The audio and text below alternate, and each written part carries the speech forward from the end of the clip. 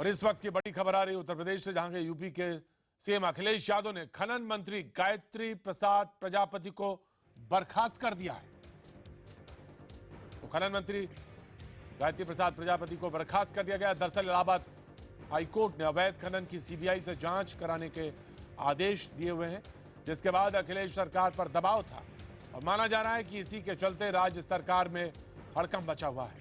बताया जा रहा है कि गायत्री प्रजापति मुलायम सिंह यादव के बेहद करीबी हैं, बावजूद इसके अखिलेश ने बर्खास्त कर दिया। दरअसल प्रदेश की नदियों में रेत के अवैध खनन को लेकर हाई कोर्ट में याचिका दायर की गई थी, जिस पर हाई कोर्ट ने सीबीआई जांच के आदेश दिए हैं।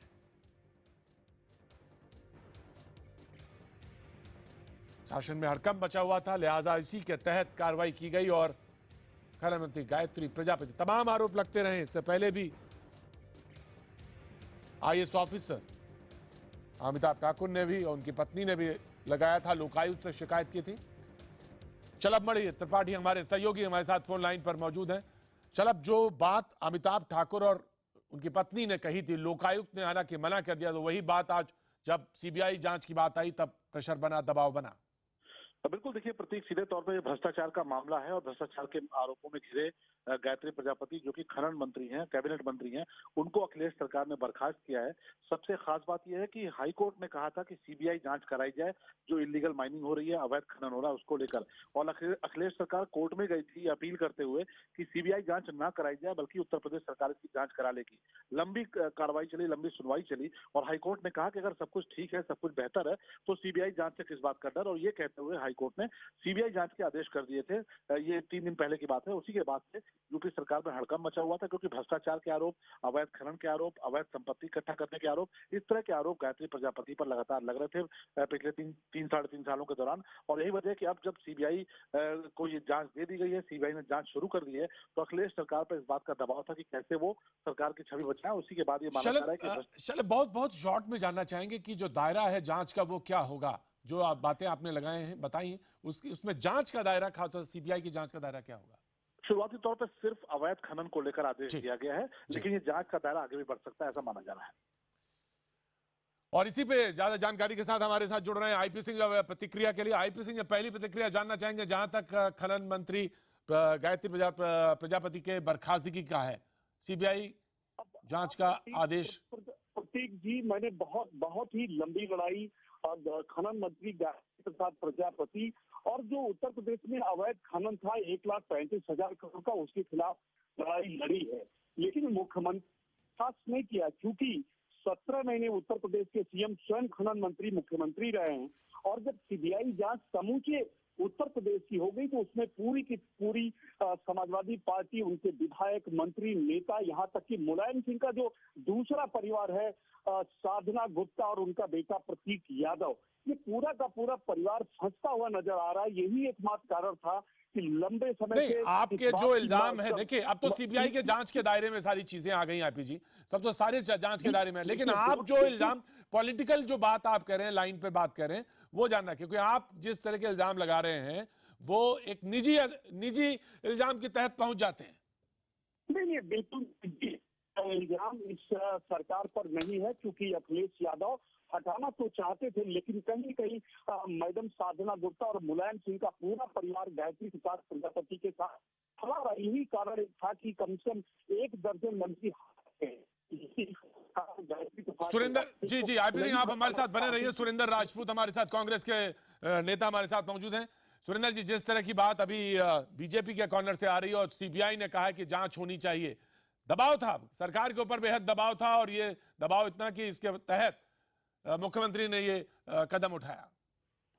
देखिए, उत्तर प्रदेश की सरकार जो भी काम कर रही है वो अदालत के दबाव, भ्रष्टाचार के खिलाफ जो भी काम इन्होंने किया है वो अदालत के दबाव में, चाहे अनिल यादव जी को हटाना हो, चाहे अब गायत्री प्रसाद प्रजापति को हटाना हो।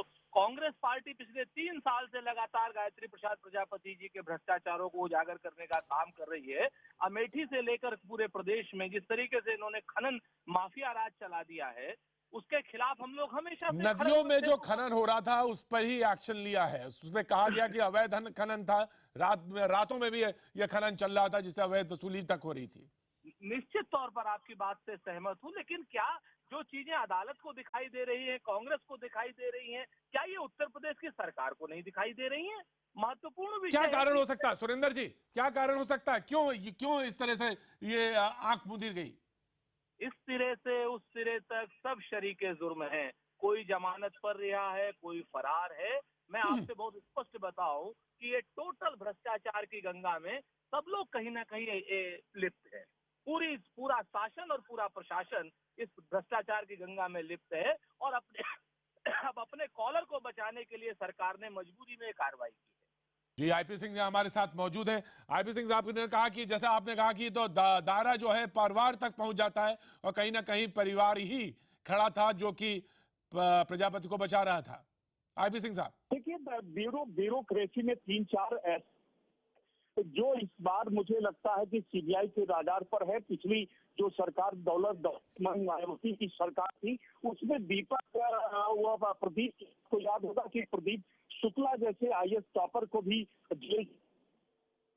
जी, आईपी सिंह जी से कनेक्शन मेरा टूट गया, लेकिन एक बार फिर कोशिश करेंगे। लेकिन अहमद खान साहब हमारे साथ प्रतिक्रिया के लिए मौजूद हैं, बीएसपी के। खान साहब, जिस तरह से अभी बात कही जा रही थी कि कहीं ना कहीं सारे लोग इसमें थे और दबाव था सरकार पर, बेहद दबाव था। लेकिन पहले भी इंक्वायरी की बात थी, कई आईएएस ऑफिसर्स में बार बार ये बात कर रहे थे, लेकिन अब कहीं दबाव 28 जुलाई को जो आया बात हाईकोर्ट ने कही, उसके बाद ये एक्शन लिया गया। जी, मैं तो ये तो कहूंगा कि जब चिड़िया चुग गई खेत तो अब पछताने से क्या होता है। ये 4 साल से अवैध खनन करा रहे थे। नहीं, वो ये कह रहे हैं, वो मुख्यमंत्री ये कह रहे हैं कि हमारे पास जो भी भ्रष्टाचार का मामला आएगा उसमें हम स्ट्रिक्ट एक्शन लेंगे और इसी के तहत हमने एक्शन लिया है, हमने साफ सफाई की है। उसके तहत एक्शन नहीं लिया। ये सुप्रीम कोर्ट ने पहले ही आदेश कर दिया था कि बालू और ये खनन रोक पर लगा दी गई थी। उसके बाद प्रजापति को उन्होंने बनाए रखा और अपने लोगों को ठेका पट्टा दिया। तो इसका क्या मतलब है? संज्ञान में क्यों नहीं उनके था? अगर ऐसा है तो संज्ञान में ऐसा मुख्यमंत्री को तो सिफत देना चाहिए था। नहीं, मुख्यमंत्री तो खान साहब वो ये कह रहे हैं कि हमारे पास अगर एक भी भ्रष्टाचार का मामला आएगा तो हम उसके खिलाफ स्ट्रिक्ट एक्शन लेंगे और उसी के तहत हमने ये लिया है, प्रजापति जी को हटाया। गलत कह रहे हैं। रोज जमीनों पर कब्जा हो रहा है, रोज मारपीट हो रही है, उनको संज्ञान में नहीं आ रहा है। सुरेंद्र ये जी, सब गलत बात है।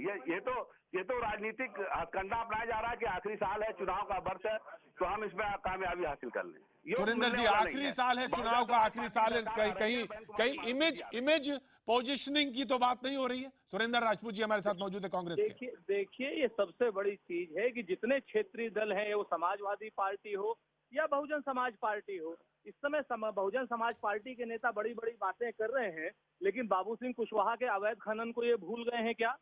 सच्चाई ये है कि कोर्ट का जब तक डंडा नहीं चलता है तब तक ना तो मायावती जी और ना ही समाजवादी जी, खान साहब जवाब देना चाहेंगे? कुशवाहा जी का मामले पे उन्होंने सवाल पूछ दिया आपसे। कुशवाहा जी को जैसे ही बहन जी के संज्ञान में बात आई तुरंत बर्खास्त कर दिया गया था, जहाज बैठा दी गई थी, उनको पार्टी से निकाल दिया गया था। तो जैसे ही संज्ञान में आई बातें करते हैं, आलू जलूल की बातें लोग करते हैं। ये जी, उल जलूल की बात करते हैं। पूरे केंद्रीय मंत्री लखनऊ में उन्होंने कहा कि बहन कुमारी मायावती का शासन सबसे अच्छा था, उनके ही मंत्री कह रहे हैं। ऐसा है, ये एमएच खान साहब को थोड़ा भाषा की सभ्यता पे ध्यान रखना चाहिए। ये जो उल जलूल की बात बदतमीजी कुछ नहीं है, भाषा मैंने कोई खराब इस्तेमाल नहीं किया है। ये जो उल जलूल की भाषाओं का इस्तेमाल ये लखनऊ में नहीं किया, कोई इस्तेमाल नहीं किया मैंने। और देखिए, मैं तमीज और तहजीब के बारे में बात कर रहा हूँ। और दूसरी बात जो है, मैं बड़ी स्पष्ट रूप से सुरेंद्र जी, जूही सिंह हमारे साथ समाजवादी पार्टी से जुड़ रही है, वो प्रतिक्रिया के लिए। जूही सिंह, जैसे कि अभी अपोजिशन कह रहा था लगातार दबाव था, दबाव के तहत, लेकिन आप जब तक कोर्ट नहीं कहता तब तक आप कार्रवाई नहीं करते। जूही जी, कोर्ट ने हमको कार्रवाई करने के लिए नहीं कहा। माननीय मुख्यमंत्री जी के पास जैसे ही सबूत आए हैं वो किसी के भी खिलाफ कार्रवाई करेंगे और हमारी सरकार में यही होता है। शिकायतें थी, उनका विशेषाधिकार है, उन्होंने उनको बर्खास्त कर दिया। पार्टी में भी किसी के खिलाफ अगर शिकायतें आएंगी तो वो भी बर्खास्त कर दिया जाएगा। इसको और आईपी सिंह साहब मौजूद हैं? आईपी सिंह साहब मौजूद हैं? जी, आईपी सिंह साहब नहीं है। खान साहब आप जवाब देना चाहेंगे? जी, क्या मुझे क्या जवाब मांग रहे हैं आप? तो खान साहब ये कह रहे हैं कि हमने तुरंत कार्रवाई की और जूही सिंह कह रही है कि दबाव कुछ नहीं था, कोर्ट का कोई दबाव नहीं था, हमने कार्रवाई की।